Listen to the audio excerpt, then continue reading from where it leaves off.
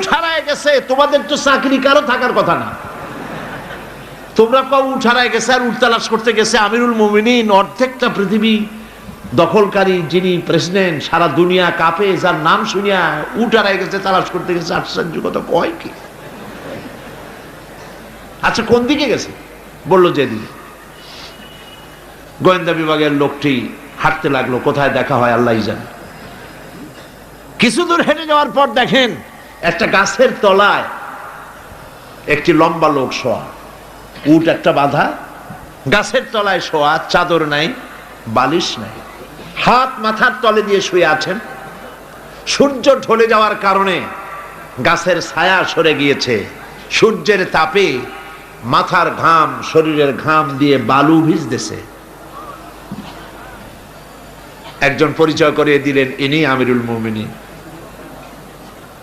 গোয়েন্দা বিভাগের প্রধান, তার জবান থেকে বেরিয়ে গেল, ওমর, আমার দেশের প্রেসিডেন্ট দুর্ভেদ্য প্রাচীরের মধ্যে থাকেন, চতুর্দিকে দুর্ধর্ষ সেনাবাহিনী আধুনিক অস্ত্রপাতি নিয়ে চতুর্দিকে দাঁড়িয়ে থাকে, ভেতরে দুগ্ধ ফেননি বিছানার উপরে আরাম করে থাকেন, শুয়ে থাকেন রাজাধিরাজ রোমের সম্রাট, চতুর্দিকে পাহারা, অস্ত্রপাতি, এত শান্তির বিছানা, তারপরেও তার ঘুম হয় না। জানলার কোন ফাঁক দিয়া গুলি আসা কলজাটারে ফুটা বানায় দেয়। তুমি ওমর, অর্ধেকটা পৃথিবী তোমার হাতের মুঠোয়, তোমার একটা বডিগার্ড নাই, তোমার বিছানা নাই, বালিশ নাই, নির্বিঘ্নে নিশ্চিন্তে উট বাঁধে রেখে তার পাশে শুয়ে আছো। কারণ তুমি জনগণের অধিকার আদায় করেছো, জনগণকে গণতন্ত্র দিয়েছো, জনগণের খাওয়ার পরাগ দিয়েছো, জনগণকে বিশ্বাস করেছো, ভালোবেসেছো, তাই তোমার নিরাপত্তার দায়িত্ব গোটা জাতি গ্রহণ করেছে। এটা হলো ইসলাম, এটা হলো ইসলাম।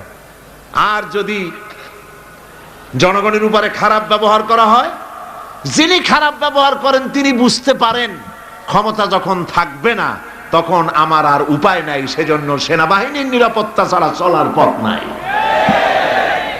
তখন নিরাপত্তার দাবি ওঠে। কিন্তু আল্লাহর পথের পথিক যারা, তাদের এগুলির প্রয়োজন হয় না। সুবহানাল্লাহ বলেন। কারণ তারা জানে হায়াতের মালিক, মওতের মালিক কে? আল্লাহ। জোরে বলেন কে? আল্লাহ সুবহানাহু ওয়া তাআলা। বন্ধুগণ, কোরআনে কারীমে আল্লাহ পাক বলেন, ওয়া আলাল্লাহি কাসদুস সাবিলি ওয়া মিনহা জায়রুন ওয়ালাউ শাআ লাহাদাকুম আজমাইন। সোজা রাস্তা বলে